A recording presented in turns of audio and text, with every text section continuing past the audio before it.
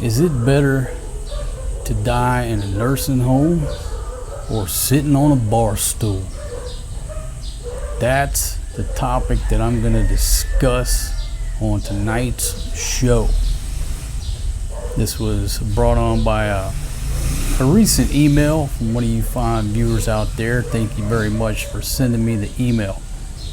But understand that I get pieces of communication on a frequent basis talking about this same subject. This has to do with retirement advice, when to retire, at what age to retire. The thing about being programmed in the West is that all of the retirement propaganda that's forced on us from birth never addresses the fact, number one, you're going to die. Number two, you don't know when that's going to be. Number three, most of the time it's sooner than you plan for. And 100, except for a few chosen people, 100 is all you got. Most of us ain't got more than 100. So I use that 100 as the benchmark. Do we have some folks that live longer than that? Yeah, we do, but most of us ain't. I break life down into quarters like a football game. Not that I'm a football fan, I don't watch football. But there's 4 quarters. Divide 100 by 4, you get, from birth to 25, that's the first quarter. 25 to 50, that's the second quarter. Now it's halftime. Sit back and evaluate what the hell just happened, because that part of the game went by like that. I'm 53. I'm in the third quarter. I'm in the third quarter of life. A lot of my viewers out there are my age or older. Majority of my viewers, if you're listening to my voice, are I think that around 65. Some of y'all, many of y'all, are in the fourth quarter of life. So these topics, when we talk about retirement, they rarely address the fact that we have a limited amount of time and then it's over. Everybody wants to talk about cost of living, 401k, medical, healthcare, all of these topics, but very rarely here on the old YouTube, because I'll have to check those boxes. I'm talking about sensitive subjects. I'm talking about death and this and whatever. There'll be limited ads or there'll be no ads, what have you. So nobody wants to talk about it. You don't make a lot of money talking about death. You make money talking about selling, some type of retirement, whether it's insurance or some package or this program. You're just trying to sell you a bunch of bullshit that you don't need. I try to keep it real and just offer a different perspective and invoke thought. That's my only objective here. Well, what do you know about retirement? You're only 53. I'll start out by saying, ain't nothing about me that's retired. I'm just getting started. I feel like the first half, I was just getting warmed up. Right now, I haven't even hit my prime yet. A few more years, I'll be in my prime. I'm not even there yet. But you know what? I've lived in Southeast Asia for a long time. And when I punched out, especially when I first punched out, I was always the youngest guy in the bar. All my drinking buddies were mid-60s, 70s. So I've seen a lot of them come and go. Where you'll be drinking with them one day, they don't show up at the bar the next. 3-4 days later, the Thai wife stops by. Hey, what happened to Bill? Oh, Thai Lao, he died already. We take him to temple. It's end of mission.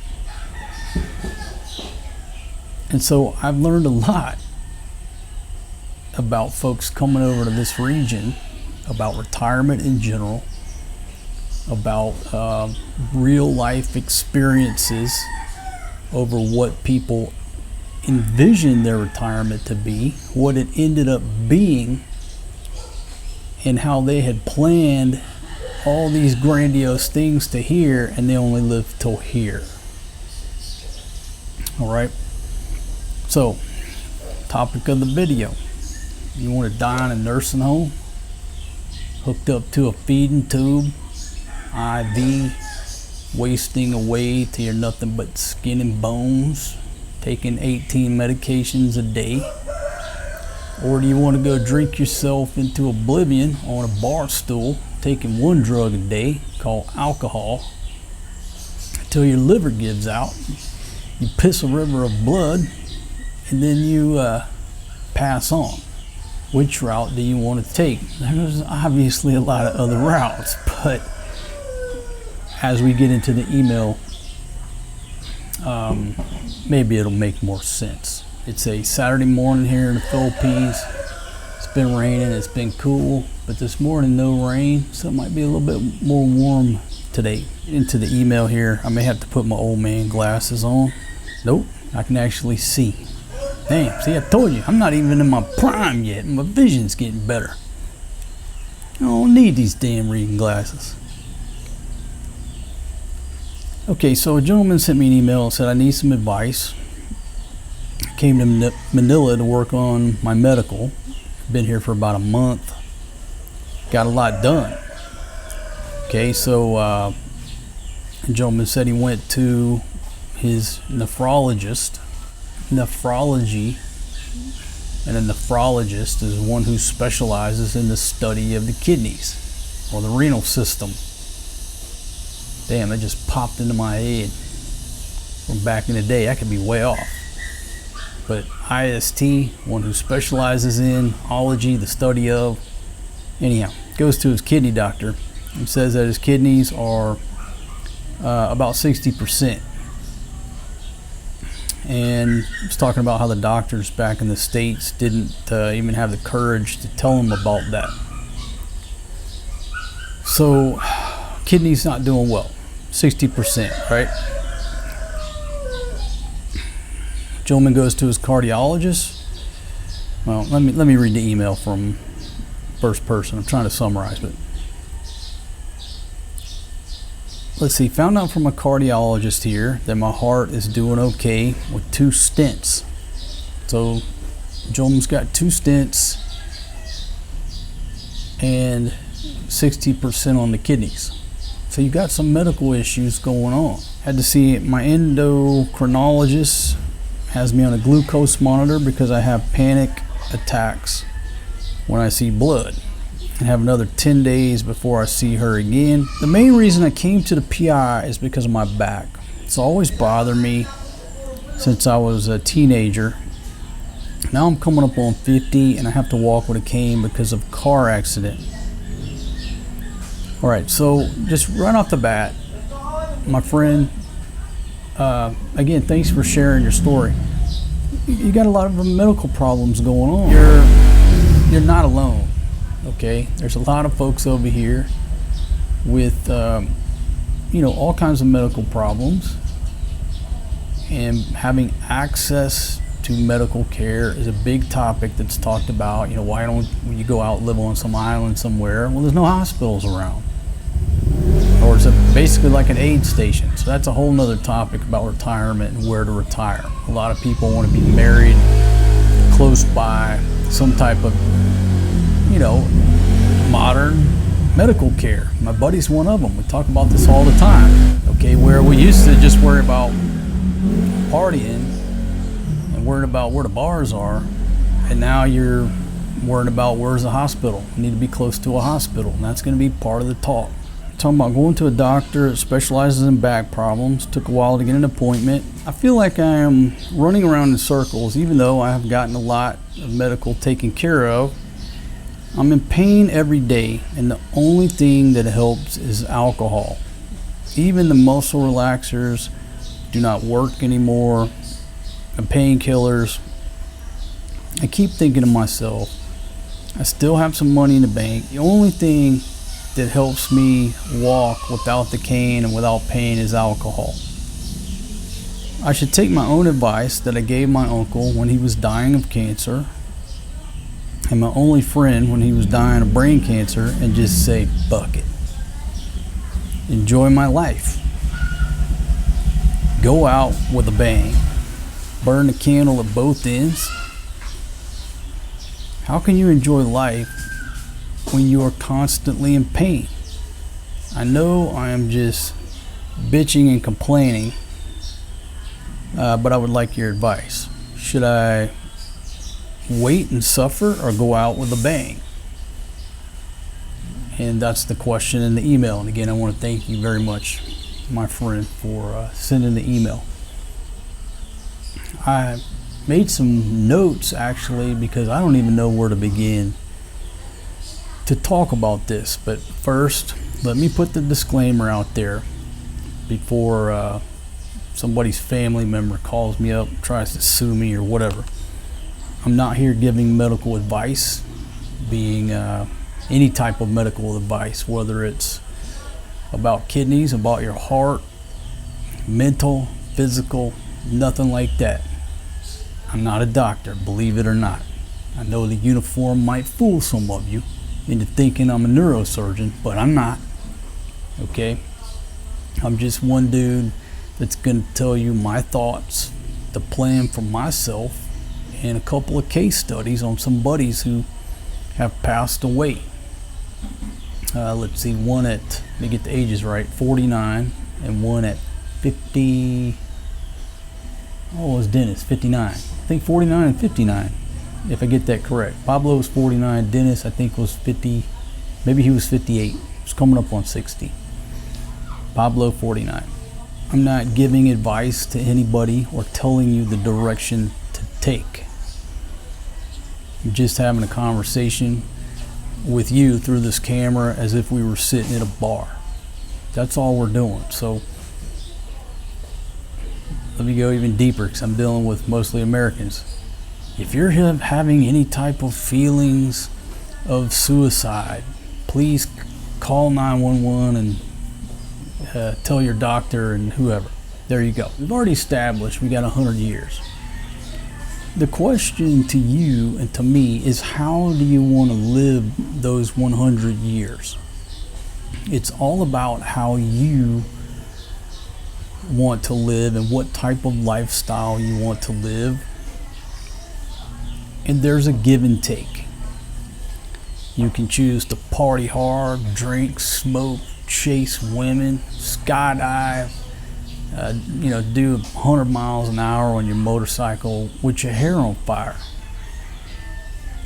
Chances are you're not going to live to be 100, but you're going to live a much more adventurous, happy, let's just say 50 years, versus somebody who's very conservative, goes to the doctor all the time, don't drink, don't smoke, might make it to 100. But what's their lifestyle like? It's what some of us would consider boring as shit. Safe can also be synonymous with boring. It just depends on from whose perspective you look at it from. So like several commenters have said, I've said too, one guy said when he dies, he wants everybody to look into that casket and see this old bag of bones all fucked up, shriveled up, and be like, oh my God. But those are the scars and the results of living a hard and crazy life. I used to say, like a lot of people said, I want to die young and have a beautiful corpse. Within that 100, there's so many variables. Some that you cannot control and some that you can. Car crash and dead at 30 because somebody crossed the center line and hit you head on. Not really within your control. Getting cancer when you eat healthy and you live a healthy lifestyle. How do you control that? You were doing everything right. There is no right or wrong to this conversation. There is no right or wrong. To stay close to a hospital, go to appointments every week, trying to prolong your lifespan. Well, what's the trade-off? You're spending a lot of your waking time and the time that you're upright and breathing where? Waiting rooms, doctor's offices, the hospital, the clinic, the therapist. For me, that's not how I want to spend my time. I don't want to spend my time in any of those places. While I'm A&O times 3, alert and oriented times 3, I'm still upright, able to get around on my own. I choose to spend my time the way you see it here.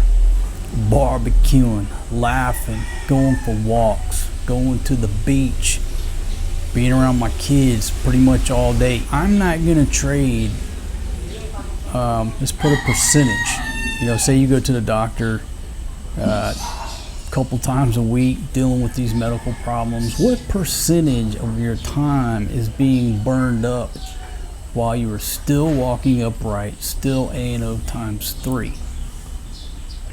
You're trading a percentage of your time to try to tack on some time at the end of your life.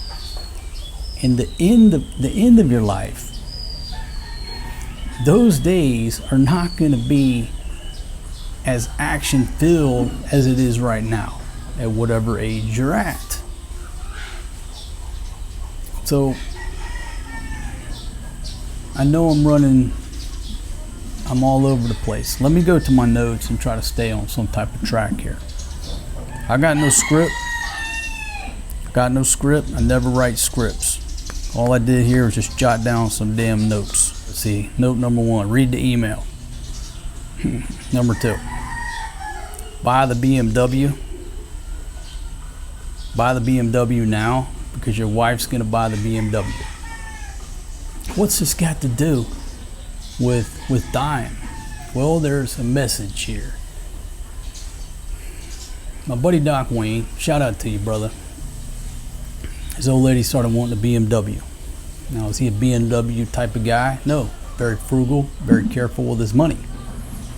He's talking to me one day, talking about his old lady wants a BMW. Well, guess what? He's in his 70s. After I listened to his gripes about a BMW, which personally, and he as well, buying a BMW is a waste of fucking money. If you're an American, you have a BMW or a Mercedes, the minute that warranty runs out, that car will cost you $1 billion a month to fix. It's not worth it. Buy you a fucking Toyota, keep your money in your pocket. But his old lady wants a BMW. She's 20 something years younger than him. So I listened to his argument, and as much as it would kill any of us to buy a BMW, for what purpose? Who are you trying to impress? After I listened to it, I said, go out right now and buy that fucking BMW. He looked at me like I was crazy. I said, hear me out. If you don't buy the BMW, the minute you die, once they burn you up at the temple, the next day, that woman is going out and buying a BMW. She's going to buy a BMW right then on the spot with your money. Your money. She's going to get ripped off. She's going to get a bad deal, probably sold a lemon, not even get the fucking free floor mats with your money. So she's going to take 100 grand of your money and go out and spend it on a car that's probably worth 30. That's what's going to happen. That's reality. And then you die and leave them with 50K. That's a lot more safer than leaving them with 500 cash. Sort of getting off the topic here. You'll have to sit back and think about how that story applies to whether you want to go out 90 years old, shitting yourself in a nursing home with a feeding tube versus drink yourself to death and go out at 72 on a bar stool. There is some wisdom in that. There is a connection in that. So what I tell people now, buy the house, buy the car, control and guide the process versus leaving a ton of money to a 30-year-old chick who ain't never had more than $200 in her pocket. It's like a redneck winning the lottery and being broke 2 weeks later. Now, if you ain't got no money, you ain't got to worry about this stuff. Talking about wanting to be close to medical facilities. You know, why I live in, let's just use the Philippines for example, why I live in Manila, Angeles, Cebu City. You're being close to big hospitals. All these folks living on these islands, they're living the dream until they start having a heart attack. That's what happened to my buddy Tim. May you rest in peace, my good friend, 55 years old, started having a heart attack about 10 o'clock at night on one of the islands, but the ferries stopped running until 6, and basically was having a heart attack all night. They took him to the port in the morning and they saw the ferry coming and looked up at his wife and said, I just can't make it. Died right there, waiting on the ferry. They just turned around, went back to the hospital, and that was in the mission. Would he had a chance if he were in Cebu City? Well, he would have been 10, 15 minutes away from a real hospital. Maybe he'd still be with us. Maybe he wouldn't. Maybe he didn't have the money to pay for the treatment. It's cash and carry here. Another topic. We're going the safe route by being near a hospital, staying close to advanced medical care. What does your life get tied up with? Again, hospitals. Eventually, you're going to end up in a nursing home. You're dealing with pharmacies, medications, pills, appointments. And then again, you start spending a big percentage of your waking hours around this industry. It's the trade-off. Is that how you want to spend your life? Going to the appointments, making the appointments, spending the money, popping the pills, doing the procedures, doing this, doing that, versus a guy who gets up every day, you know, fucking downs a beer, gets his flip-flops on, rolls down to the beach bar, or rolls down to, hey sweetie girl, you know, rolls down to wherever he's at and drinks with his buddies every day. And just like my buddy said in the email, is my daughter's going to the sorry store. You gonna get us an RC? Okay, sweetie. You know, just like my buddy said in the email, the only thing for him that deals with the pain is alcohol. According to him, the pills don't work.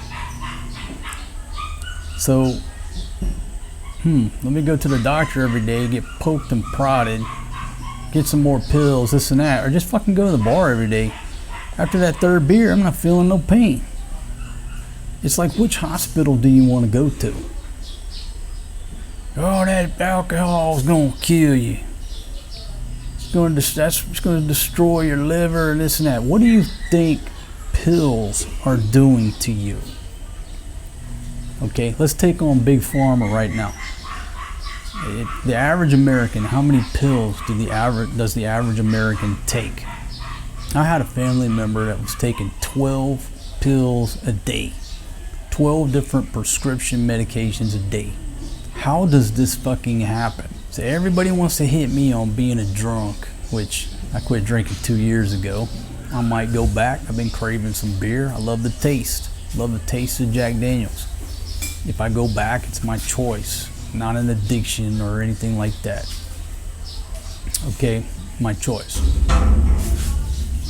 But what is worse?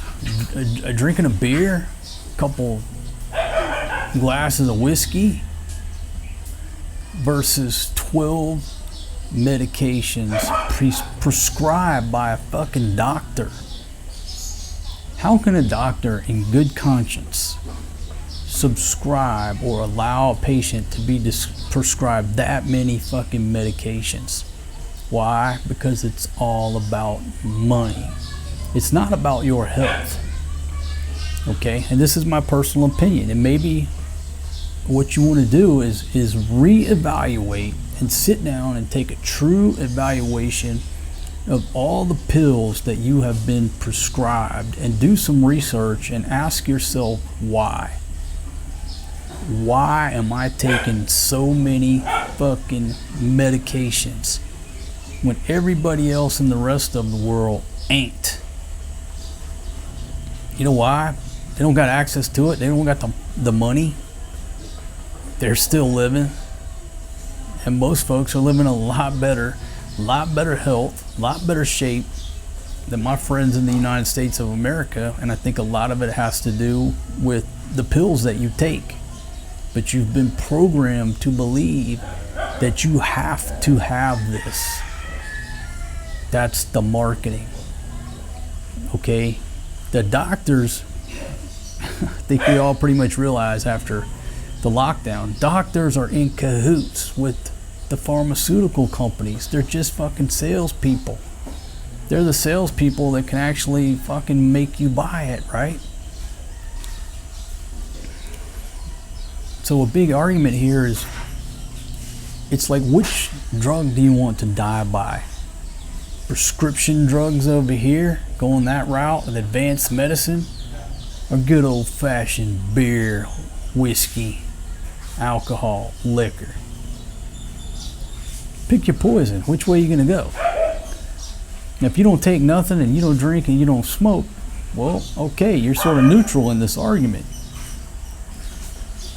But I see the stats on the age of most of my viewers, and there's a good chance you're taking a bunch of pills. So my friend sits here and asks the question, should I keep doing this, this, and this, and this? Or should I just go out with a bang? Gracias, thank you. Gracias por su hospitalidad. Muy bonita.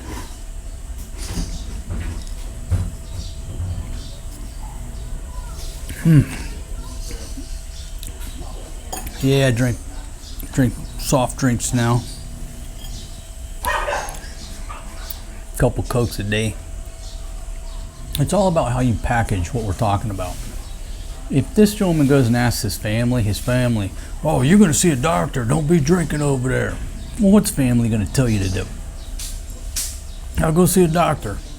But it's the same family that's going to stick your ass in a nursing home and never come to see you. See how that works?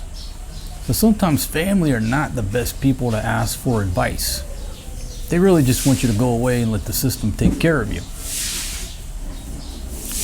All right. All over the place. Get back to my notes here. Yeah, retirement in America never addresses the fact that you're going to die probably sooner than you plan. Okay? And that's the commonality out of all the people over here, all my friends, drinking buddies who have died, is that they died way ahead of where they expected to be, expected to make it. Obviously, you have to eat and you have to plan for a rainy day, right? You gotta pay rent, you gotta buy food. But most of these dudes died with, chunks of money in the bank. Some of them didn't. Some of them died broke, other than their checks coming in every month. But none of them made it to their target age. They had all these fucking grandiose plans. Oh, we're going to do this over here. We're going to build this over here. Yeah, take a look at this and this. And next thing you know, the fucker's dead. Take a pause to talk about what I call the tilapia pond effect. Some of y'all have heard the story. But basically, me and my buddy, Doc Wayne, we were going and looking at property on this one island. And we went, talked to a lady who knew about some parcels of land for sale. And she was married to a foreign guy, and they had a resort Used to be a resort, a little small resort, right on the beach. Beautiful place. In its day. We go in there, she's showing us around, go over to the swimming pool, and it was just like frozen in time. And when I say frozen in time, it's like the place hadn't been touched since the day the foreign guy died.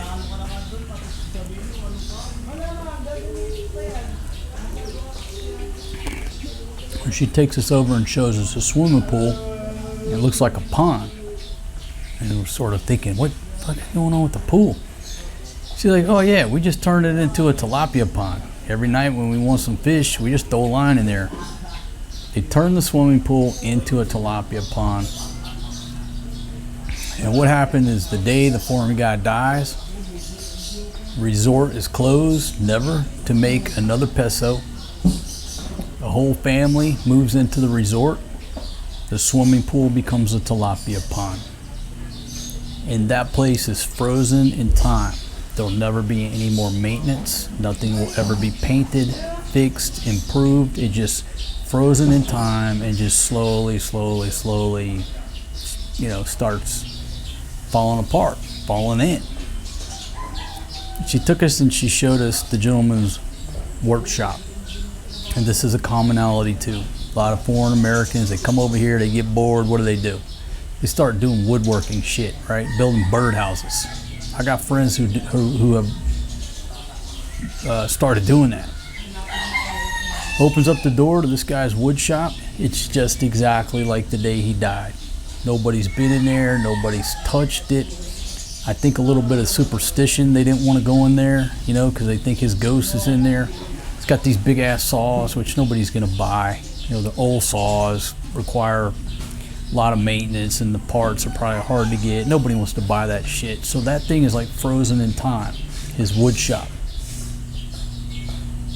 And that's what I call the tilapia pond effect.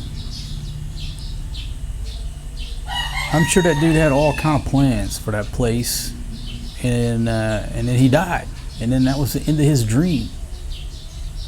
His vision from running this world-class resort, making money, in the mission. He's in the concrete, family moves in, swimming pool becomes a tilapia pond, his wood shop is a frozen in time museum.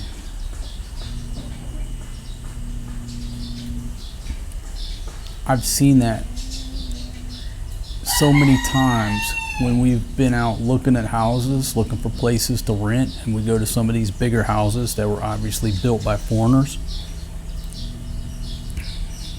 Foreign guy and his wife come over, build a big ass house. They both die. Now the paperwork's all fucked up, or the kids are fighting over it. They can't sell it, and now the place is like frozen in time. Zero maintenance. They'll try to rent it out, but they'll never take any of the rent money and put it to maintenance on the place. And a lot of the furniture and the knickknacks in there are left over from the foreign dude and his old lady from decades ago. It's just still left in there.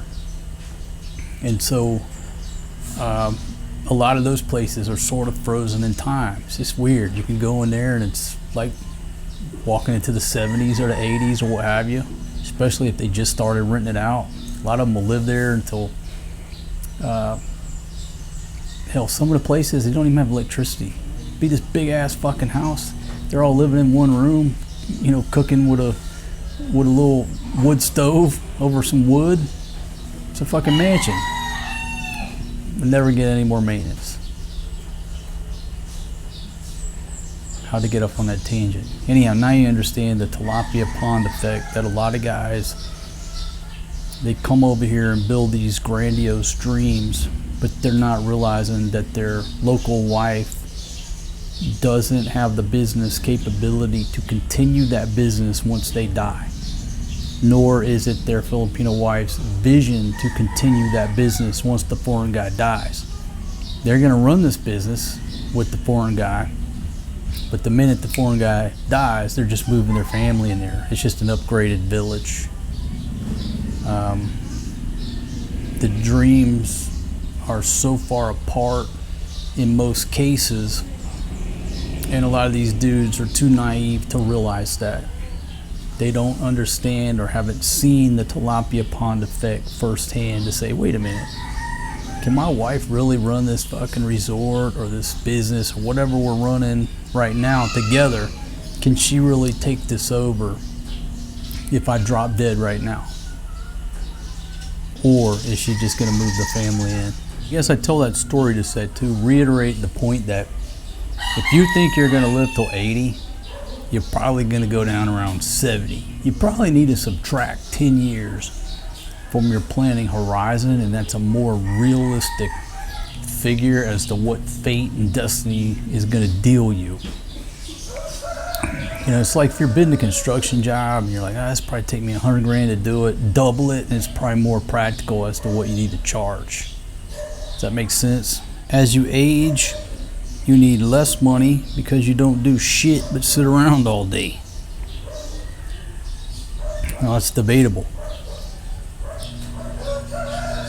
If you go the route of staying close to healthcare, going to the doctor all the time, what does that cost? Even if you've got the best fucking insurance in the world, it costs time and money. Now, it depends on how much money you got, what type of player you are. Is it going to impact your savings or what have you? But let's all agree, time and money going to the doctor, right?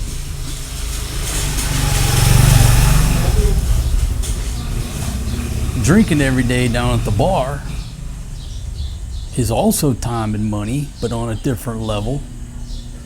And let me ask myself, would I rather be spending money over at the fucking doctor's office, running tests and getting poked and prodded and fucking analyzed?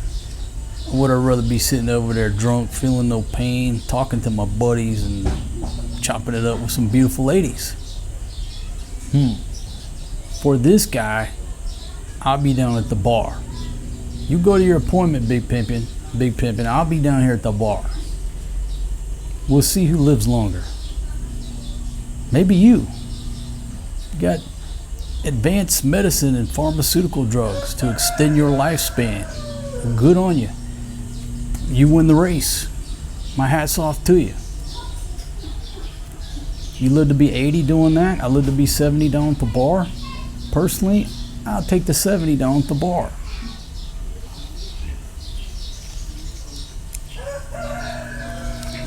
I'm sure sitting here drinking this soft drink, I took a day off my life. I don't care, because it's delicious. All right. What does the rest of the world do? Most of the world doesn't know what the word retirement even means. Go around here out to some villages and try to explain the word retirement to people. They don't even know what the fuck that means. That's not some made up shit just to keep you locked into some 401k or some job you don't like. It's an American thing, programming you about retirement. The rest of the world don't even know what that fucking word means. It's like babysitter. The word babysitter is an American word. Go up here and go anywhere and try to explain what the word babysitter. Most people don't even understand that concept. What do you mean? I gotta pay my cousin to watch my kid per hour? What are you talking about? Same with retirement. Most folks in the world don't have medical insurance. They don't have no 401k. How the hell do they survive? It's very scary to Americans, right? What? No 401k? You got no health insurance, no dental insurance? How do fucking people still live? But they do. Oh, you don't know what you're talking about. Poor people die quicker. Oh, really? I put on here, make a list of the rich people who are now dead. Rich people who had all the money in the world, and all their money and insurance and modern medicine couldn't save their ass. All you gotta do is open up any website and just start looking at celebrities. You know, I mean, obviously people die every day at every age, but you only see the celebrities. Just pull it up and look at the celebrities. They got money, they got health insurance. still dead at 30 or 37 or 24 or what have you. No amount of money can save you when you get dealt a bad hand, whatever that hand is, right? I think we'll all agree Steve Jobs had plenty of money. He's no longer with us. You can just go on and on and on. So the argument about having money and being next to advanced healthcare all the time doesn't always apply, or it's not always going to help you. Let's go back to emergency medicine. When I was my first course learning ACLS, Advanced Cardiac Life Support, what you learn is that ACLS is designed to save a heart that is too healthy to die.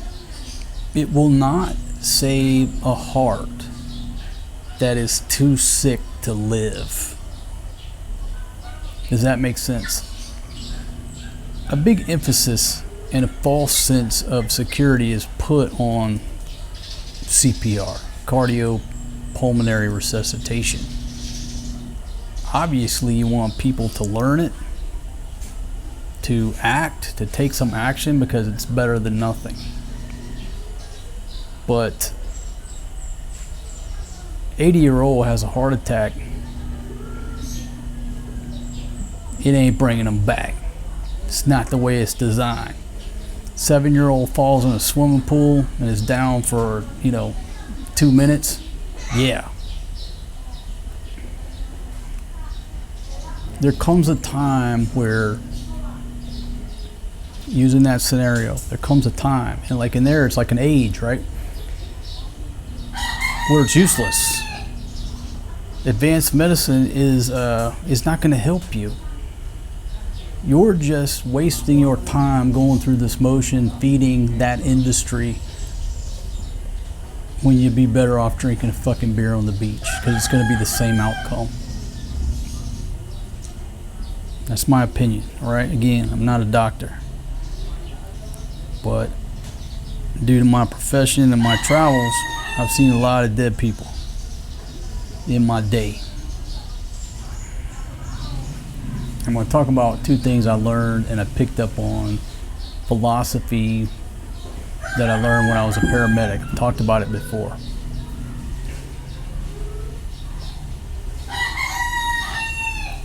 Well, let's talk about it now.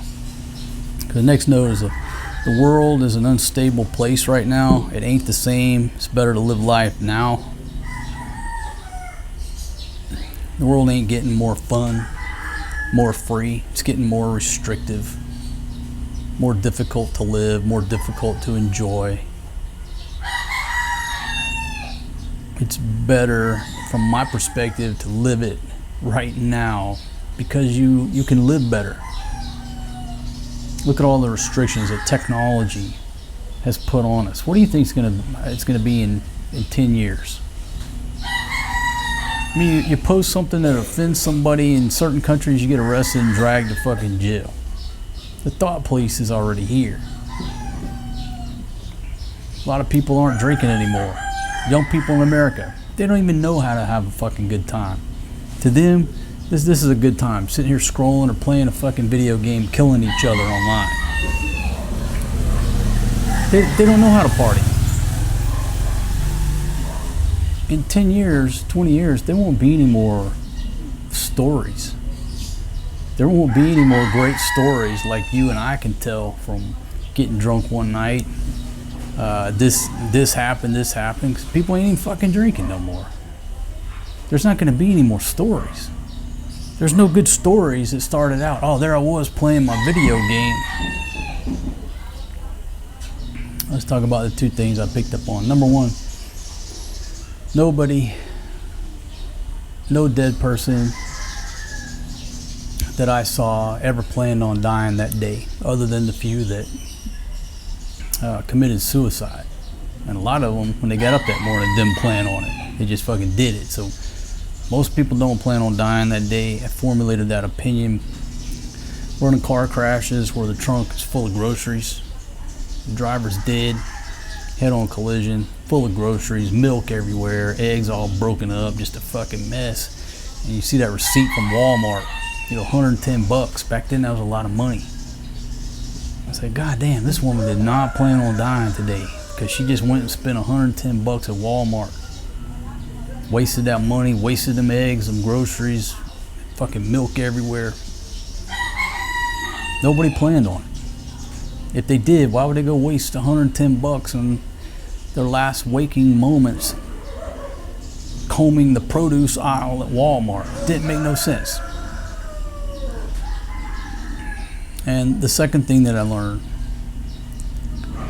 in dealing with radiation patients, taking patients to RT, radiation therapy,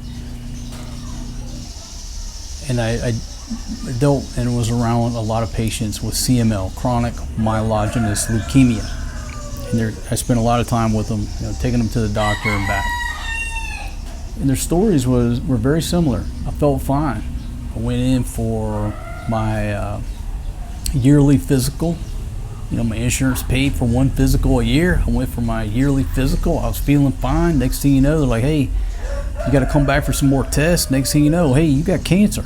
What? Yeah, you got leukemia. And I saw the toll that it took on them and the toll that it took on the family, and just listened to their story and struggle. And again, very similar stories. Or one was like, I don't know, I felt like I had the flu, or I was feeling weak, didn't have a lot of energy, went into the doctor, next thing you know, hey, congratulations, you got leukemia.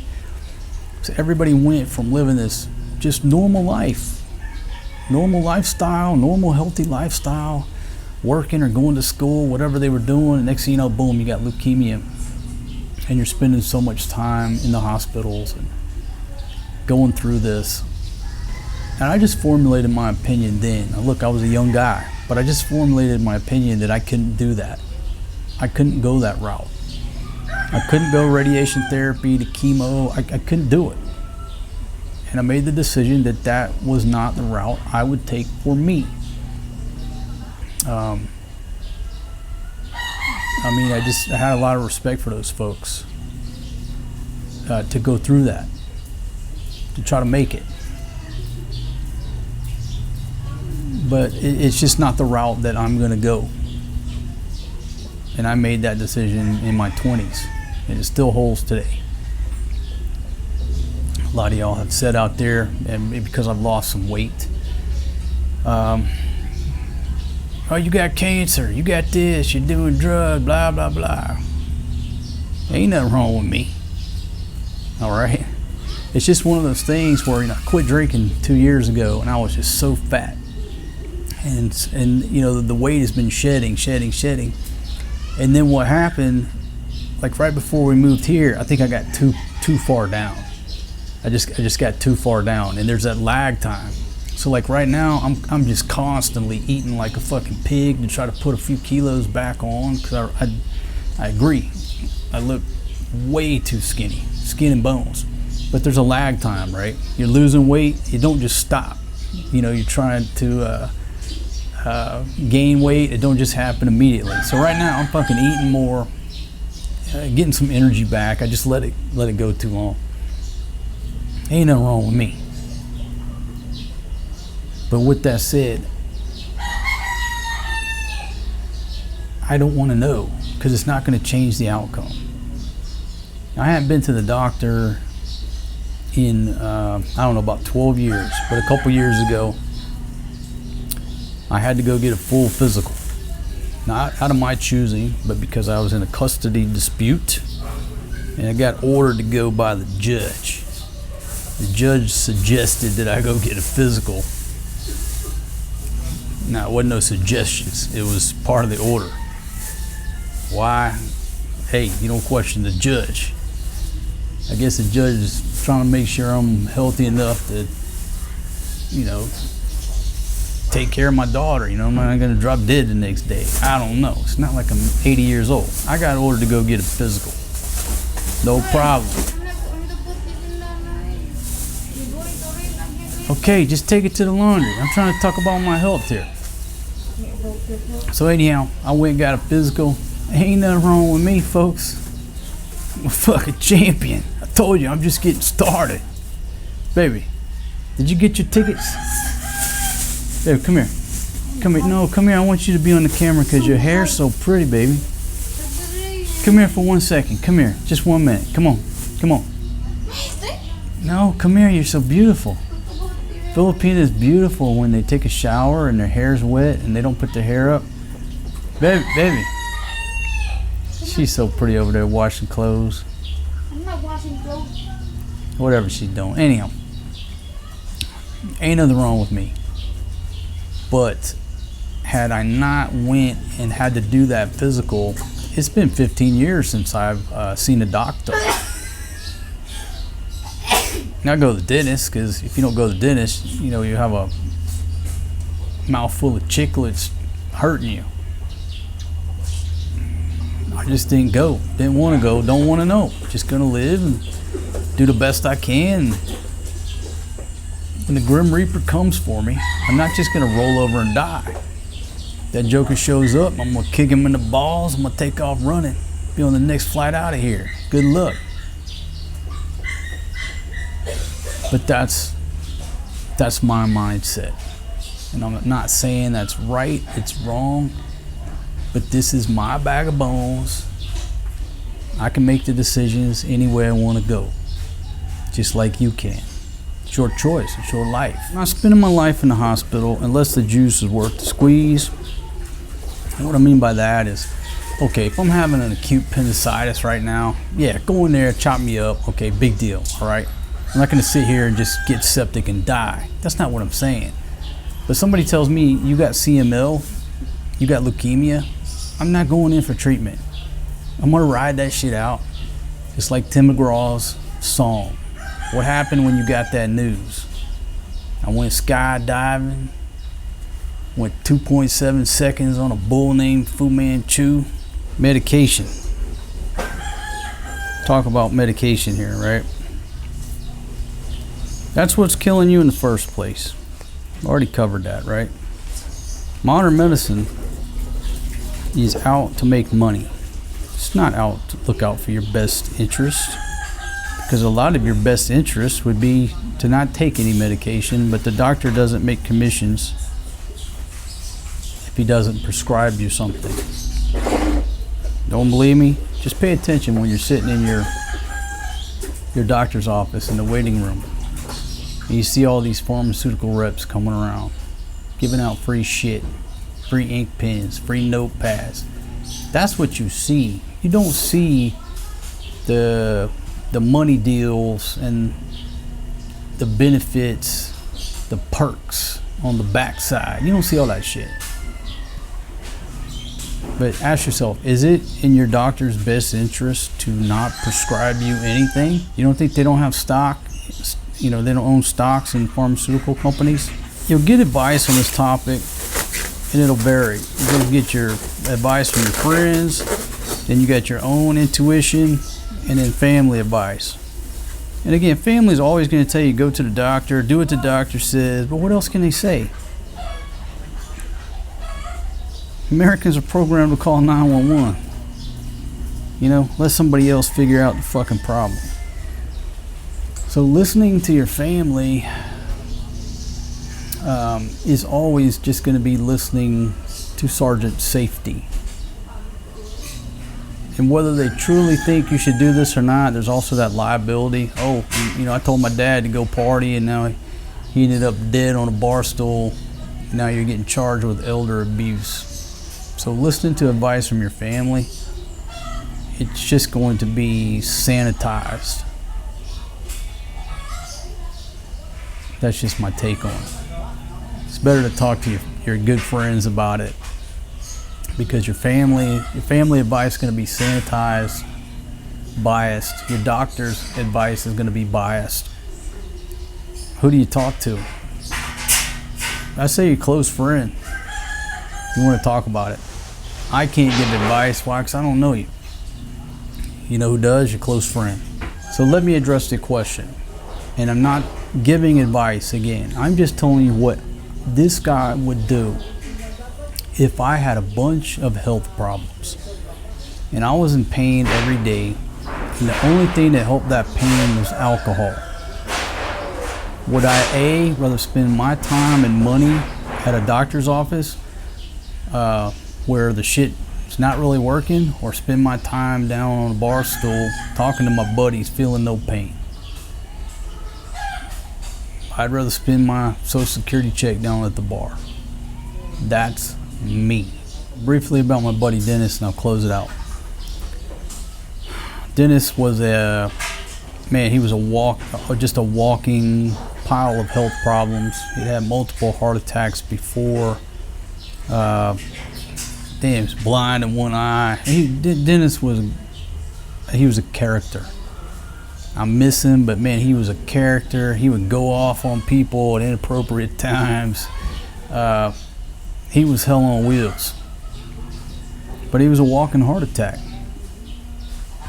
Long story short, we were sitting at the bar down in Barrio Barreto. I went back to the room. Next thing you know, he calls me. He's in the hospital down in there in Barreto. Needs me to get some money out of his room. I go down there. His fucking pulse is like, I don't know, 180, 190. I mean, it's a wonder he's still conscious, right? And he says it's too hot in there. There's no aircon. Well, there was aircon, but he said it was too hot. He just wanted to leave. They'd already given him some medication. The doctor's like, look, dude, you can't leave. You might pass out in the fucking parking lot out there. He's like, I'm okay. I just want to go back to my room. He signed himself out AMA. And we were all just like bewildered, but we couldn't do nothing with him. He wanted to go. It's his life. Once he signed the AMA against medical advice, dude, there's the fucking door. It's your life. It's your funeral. He just flipped me some money to go upstairs and pay the bill. Couldn't talk him out of it. Walking across the parking lot, like, all right, man, get you back to your room, get you cool down, get one of your ladies over there to take care of you. He's like, nah, fuck that, man. I feel fine. Let's go back to the bar. All right. Dude goes back to the States. The lockdown hits. He calls me up. He's so happy because he got one of the first of them Pfizer shots, right? He gets these Pfizer shots. He's so happy because now he can get his card and he can travel. Next thing you know, he's got blood clots in both legs. He got to get these blood clots cut out before he comes back over. Now they opened up Thailand, Philippines was closed. So he goes and he gets one cut out.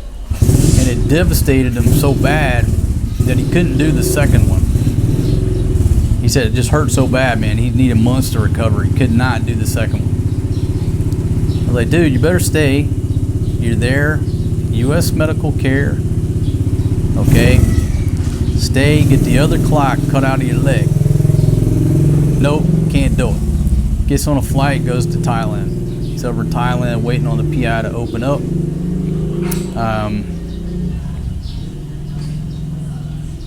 Talked to him, Friday night? I think it was Friday night, maybe Saturday night too. He was out at the go-go bar, partying like a rock star. Monday morning, the nurse calls me from the hospital, he's dead. 58 or 59. I think he was 59. Anyhow, didn't make it to 60.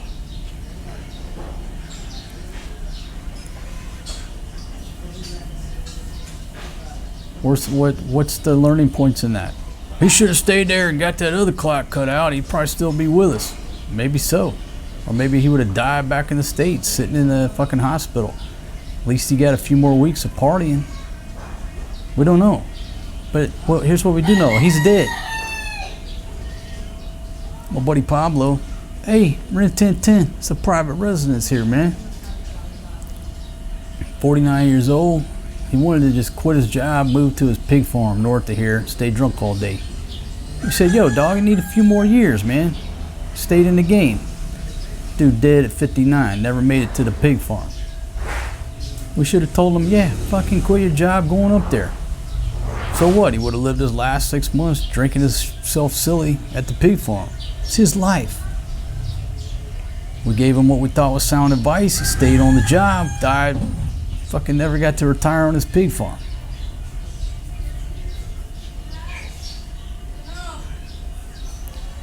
Folks, if we knew 100% that we were all guaranteed to live to be 100 years old, the rules of this game of life would be different. They would be simplified. It would be like the rules of a game that don't change. As long as you play by the rules, you have the best odds. You're guaranteed to make it to 100 unless you get hit by a fucking jeepney. That is not how the game of life operates.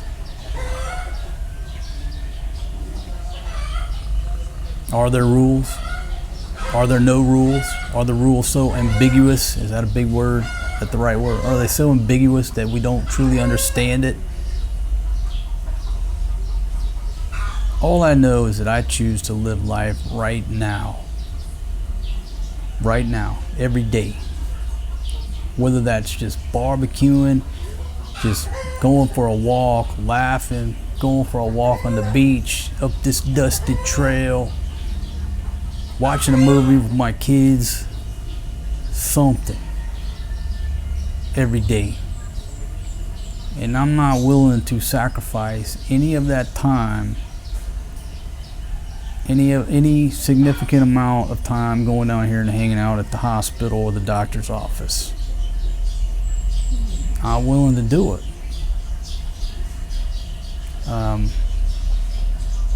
Especially if you got kids. Once your kids, my daughter hits 18, 19, she's gonna be off doing her own thing anyhow.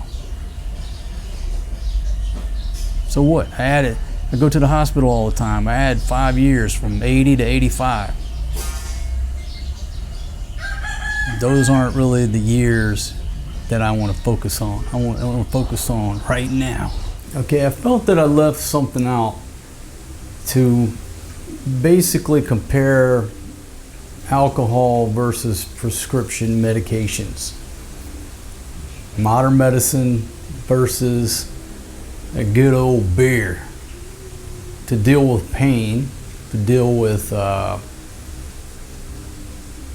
any type of mental stress going on in your life.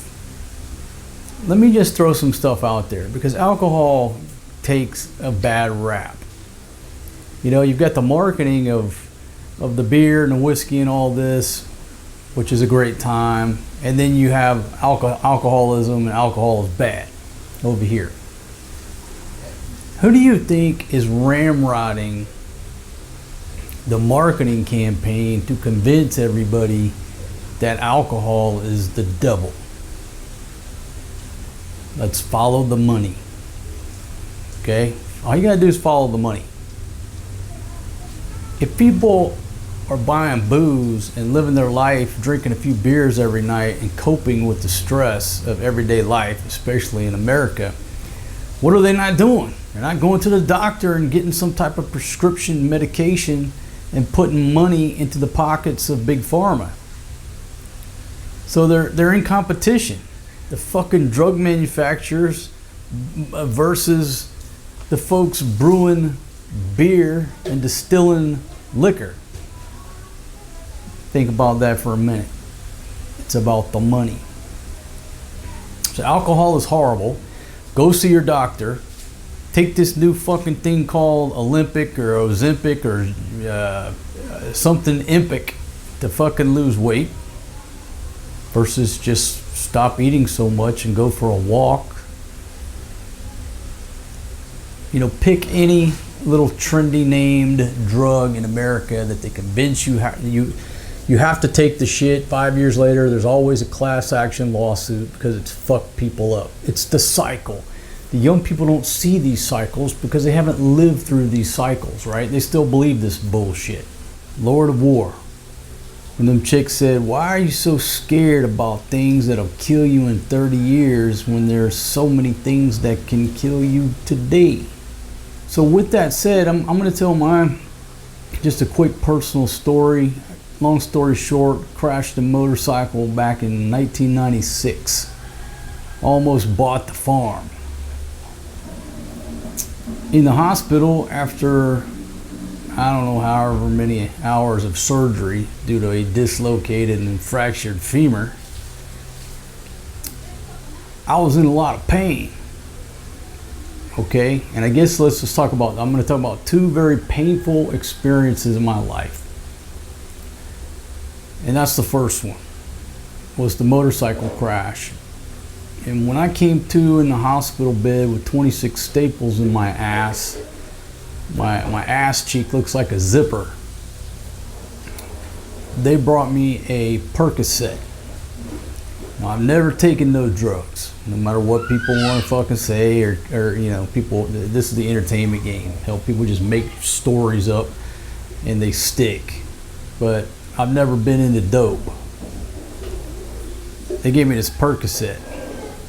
It was a lot of pain. I popped this Percocet. Nothing happened initially. I'm like, fuck, this shit ain't working. I'm fucking hurting.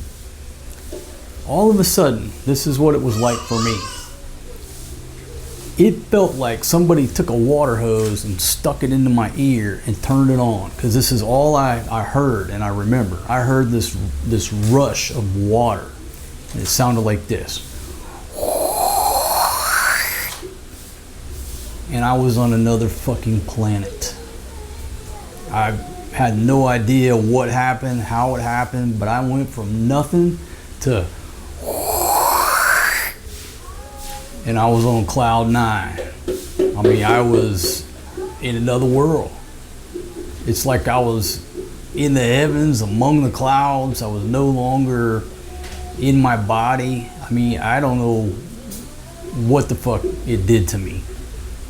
Okay, but at that point, it scared the fuck out of me. That one Percocet scared me so bad, I said no more.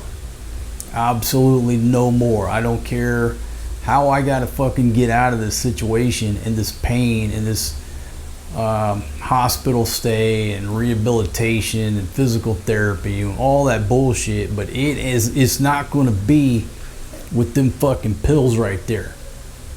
I've been a hard partier, always been a hard partier, but I hadn't never had shit like that happen to my brain. It's like I was on the far side of the moon. The good thing about that was, you know, my profession at the time as a paramedic, I was pushing drugs on people through a doctor's orders. You know, morphine, Valium, but I'd never experienced the effects of any type of drug like that.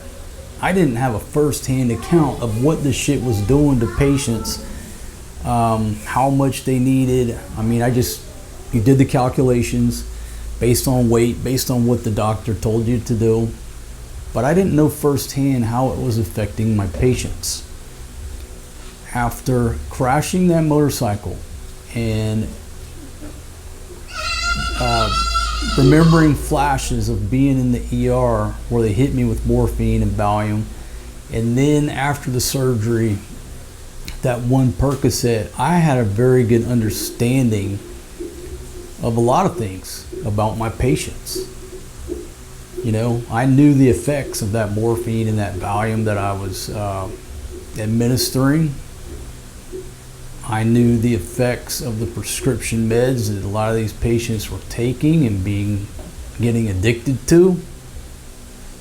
It made me better at my profession because I had a true understanding of what they were feeling, where before I didn't. I'm just a beer and whiskey guy.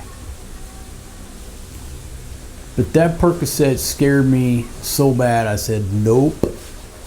And how did I manage the pain from then on? And it was managed with beer and whiskey. Now,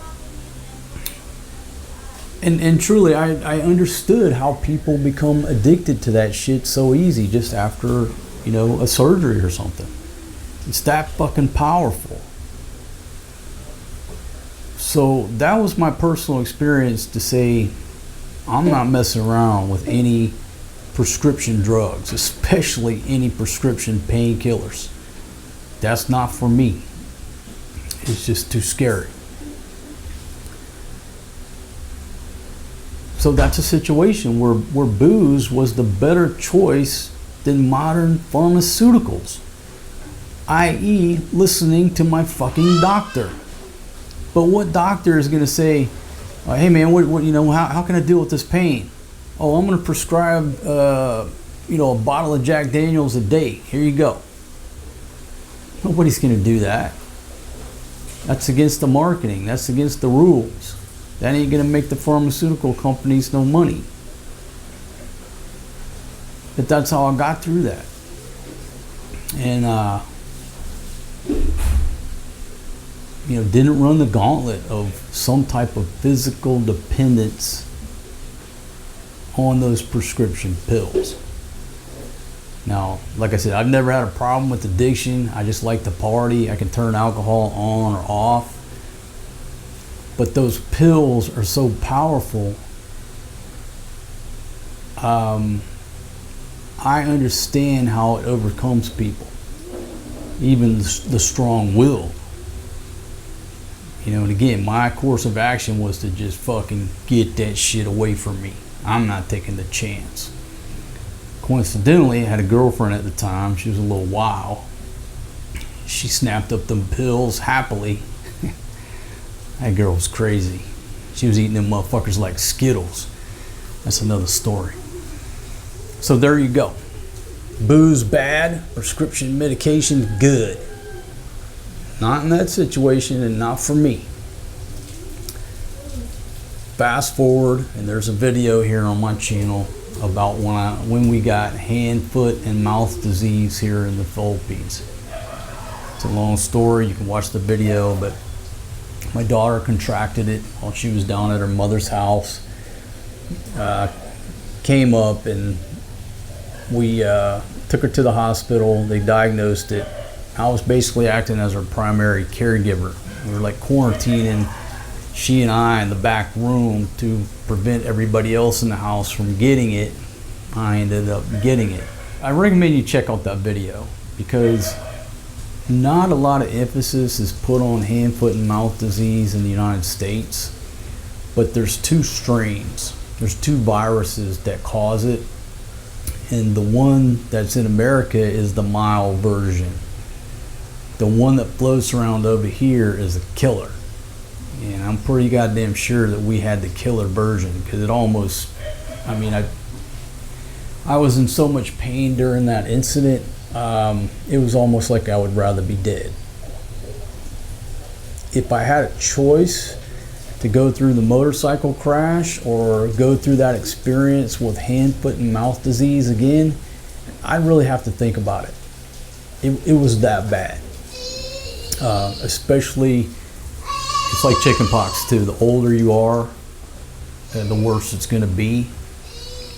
So I'm just here to tell you, if you're my age or older and anybody around you has hand, foot, and mouth disease, you avoid them like the plague for fucking 2 months. Don't go get anywhere near them. It's going to hurt you. The point is, I was in so much pain during that incident. The only way I lived through it was with Jim Beam. I was drinking Jim Beam like it was bottled water. That's the only way I got through that incident. I was in so much pain. If you gave me an axe, I would have chopped my fucking hands off and my feet because I'd have been in less pain. I managed it with Jim Beam. The doctors, just take some Tylenol or whatever. That's not going to help. That's not going to help hand, foot, and mouth disease. You need something fucking strong. Here we go to the same debate. Would a Percocet have taken the pain away? Yeah. But then I'm on a 2-week-long ride of popping fucking these Percocets. What's the long-term effects versus riding it out on Jim Beam to the point, once the pain finally started to subside, okay, now I start drinking some fucking orange juice and trying to hydrate. So I tell these stories just to illustrate that pills, for me, in my world, fucking pills are the devil, not fucking beer and Jack Daniels.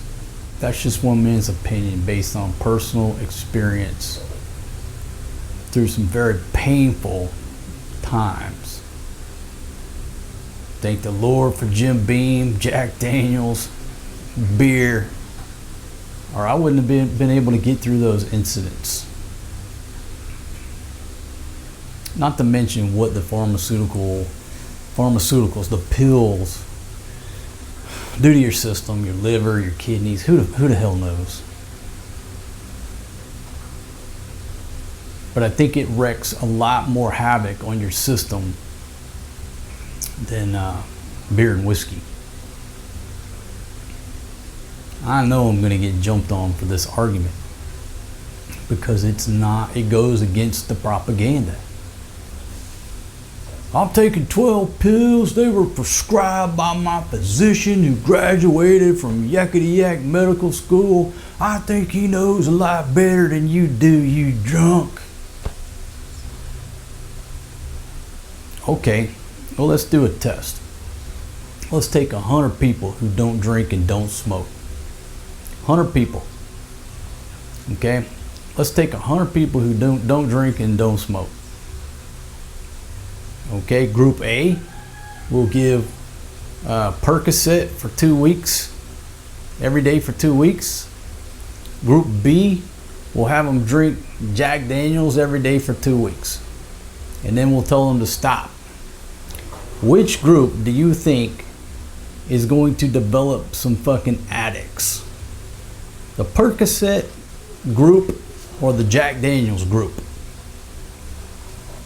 I'm pretty sure the Jack Daniels group, after 2 weeks, will just go back to doing what they were doing before the experiment. We're going to have some problems over here with the Percocet group.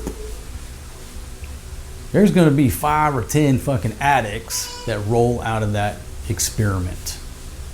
At least. That's my personal opinion. Let me know what you think. If you disagree, go ahead and say it. But I think if we did that experiment, I'm right on the money. Right on the fucking money. So there you go. There's my argument of should you die in a nursing home, modern pharmaceuticals, or sitting on a fucking bar stool drinking beer and Jack Daniels. It's your life. And if you don't have any health problems and you're healthy as a horse and you're not worried about it, this don't apply to you.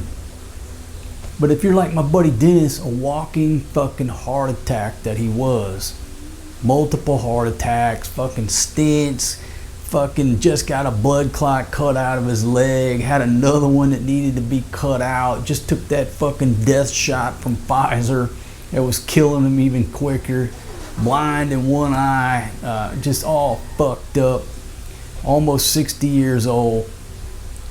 What do you think Dennis's better course of action was? Just sit over there and just sit around and wait to die, or fucking just get back over here and blow it out as much as he could. And that's what he did, and he went down.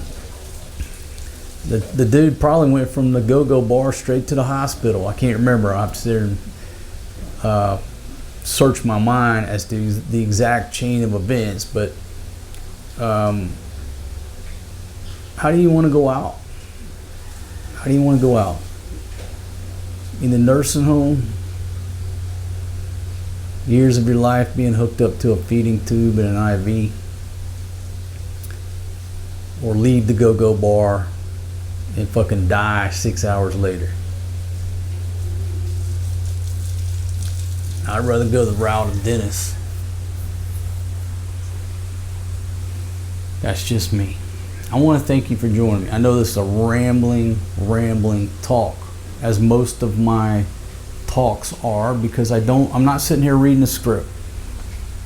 I don't know if y'all realize this, but like all news anchors and everybody on the TV, they're just sitting there reading a teleprompter. They're just, all they are, when we say they're talking heads, that's all they are. They're just reading this teleprompter. You can't see the teleprompter. You don't know that they're reading it unless you know a little bit about how this game works. They're just sitting there reading the teleprompter. You can put anything like go watch Ron Burgundy. How, they'll read anything, right? I don't write scripts. I just fire up the camera and whatever comes out of my head, that's what I have to offer. So with that said, I'm out of here. I'll see y'all in the next one. Hope it at least invokes some thought.